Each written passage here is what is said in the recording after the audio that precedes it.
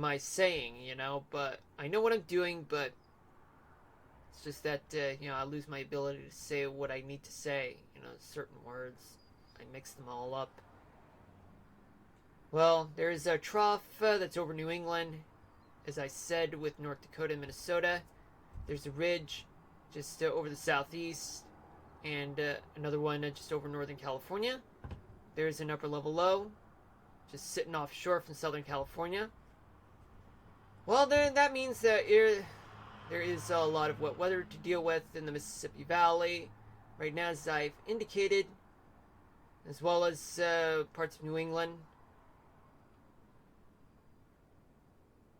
But yet a little bit of precipitation to deal with in the coastal part of the Pacific Northwest, though. In 24 hours, a trough is going to move into the Great Lakes region, and an upper level low gets closer to the California coast, and there's going to be a ridge over Mexico. I think there's another one over South Florida, but then there's another big one just offshore from the East Coast. And there's another one in Northern California and Southern Oregon. What does this mean? What weather might move into the Pacific Northwest in a matter of a few hours. It's going to be another round of wet weather to deal with throughout parts of the East Coast, and as well as the Ohio Valley and the Eastern Great Lakes region, and as well as parts of Southern California. For Wednesday night, though, hold on a minute.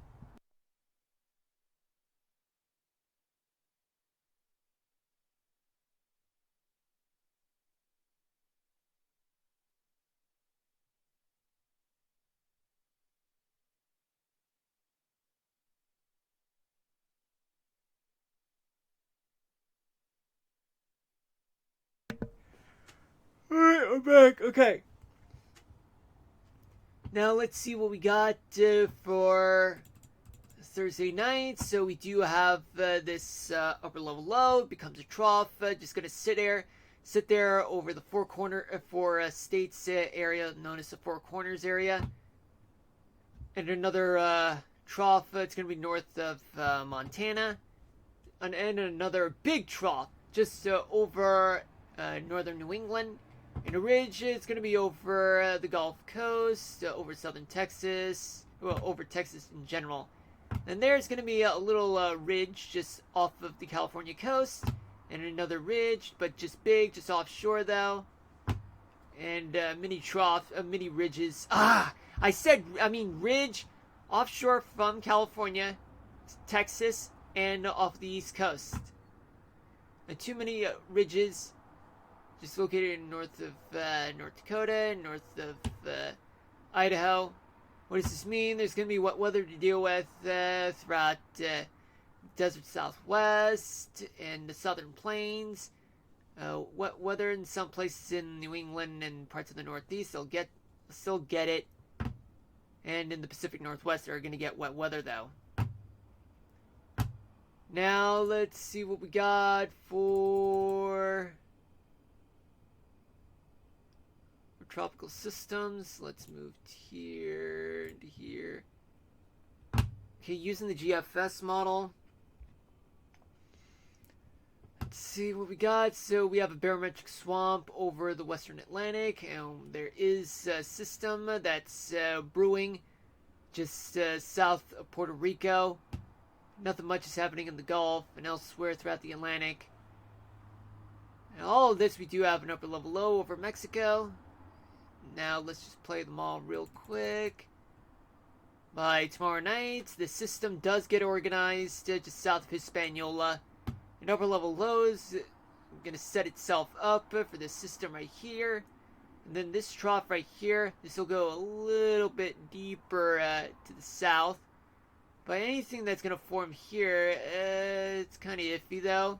You do have some dry air that's going to get mixed in though in the Sahara Desert. Wednesday night, the system becomes a tropical storm, and it'll make its approach through or near Haiti and into Cuba. elsewhere, nothing much. Just some strong wind shear. And then you have this trough it's setting itself for the system here. Thursday night, it makes landfall in Haiti or near Puerto Rico. Hey, Wild, welcome, welcome. Hope you're having a good day, or hoping that you wish you had better days. How you doing?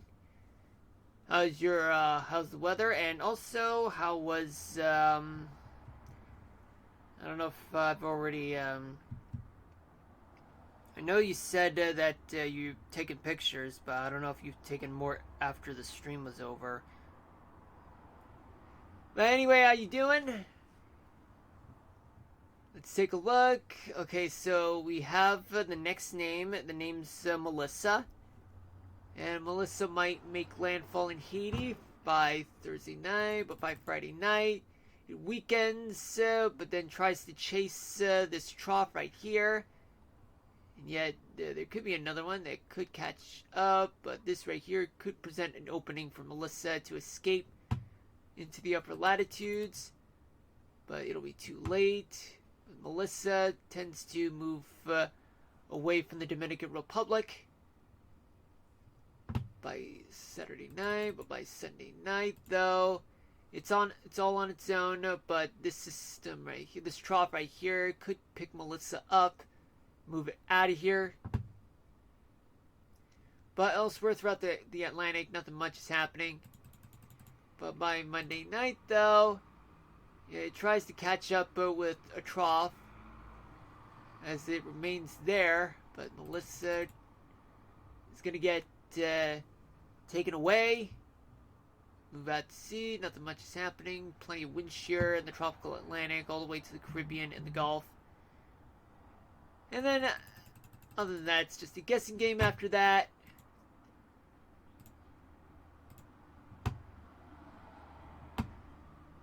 Something could form just south of Puerto Rico. That's using the European model. That's right now. Just nothing but a big mess, but plenty of wind shear and strong upper level wind. Some dry air from the Sahara Desert. A lot of strong upper level winds in the Gulf. But by tomorrow night, the system does get organized just south of Hispaniola. Same thing as with the GFS model. Maybe something could form right between the Windward Islands and Africa. But, however, it's kind of a mess there. Plenty of strong winds aloft in the Gulf. But by Wednesday night, it tries to get its act together, even though it hasn't made landfall yet in Hispaniola. But we do have an upper level high, just sitting over the Western Gulf. And a trough, it's about to set itself up. By any chance of landfall, in my opinion, it's not really going to happen. That's going to affect the East Coast because of this shape of the troughs. You can see by Thursday night, this system barely is getting its act together just before it makes landfall. My day has been alright. Was a cold morning. I think it was somewhere around 1.5 degrees Celsius, or 35, I think. And the high was 11, 52 Fahrenheit. Oh, okay, so it was nice. That's good. Although it's chilly, but good. Mostly cloudy and windy. But that's when the fun ends. Yeah, well, my area, they're getting plenty of winds behind a cold front that has been a thing since this morning, but winds started to pick up in my area, so that's fun. Then by Friday night, the system remains just near Haiti, and this upper level high is a little weak. Then you have this flat jet stream right here in the subtropics. The subtropical jet stream does get flat, which means it stays there. But moving into Saturday night, though, it remains there, just southeast of Jamaica. Then, after that, well, as for the tropical Atlantic, it's not much I can tell you about because it's just nothing but plenty of wind shear and dry air through that part of the Atlantic. But in South Jamaica, Melissa does form. It becomes stronger just near Jamaica. But yeah, this tiny trough could be a thing in the southeast by Sunday night. But by Monday night, though, it does stay near Jamaica. It remains strong. Then, this trough just over the Great Plains. And then after that, it's all a guessing game. It'll make landfall in Jamaica, eastern Cuba, and then chase away and avoid the East Coast entirely. Now using the Canadian model.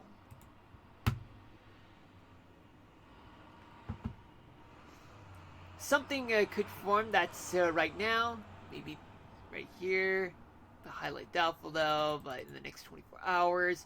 Then you have this system trying to get itself organized to just south of Hispaniola for tomorrow night. And then after that, by Wednesday night, it's getting itself organized, just about to become Melissa, the next name storm. Then the next 24 hours, which will be Thursday night though, it'll get near Jamaica. Then you get this trough right here getting ready for the system. Then by Friday night though, this system hardly gets any chance of getting itself organized. It's messed up. Even though it hasn't made landfall at all. Yet. Then by Saturday night though, it tries to get itself organized, yet becomes stronger and becomes a tropical storm. Becomes Melissa, but decides to head west. And it approaches just located near Honduras and Nicaragua. By Sunday night though, nothing much in the Atlantic and the Gulf, or even anywhere else in the Caribbean.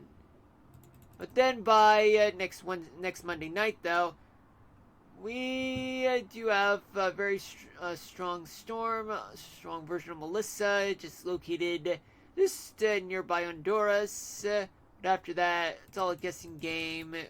Make its way through Cuba and might interact with an upper level low located in the Great Lakes region, which could mean that this could be our storm. But however, the models are not quite in much of an agreement right now after the 7 days.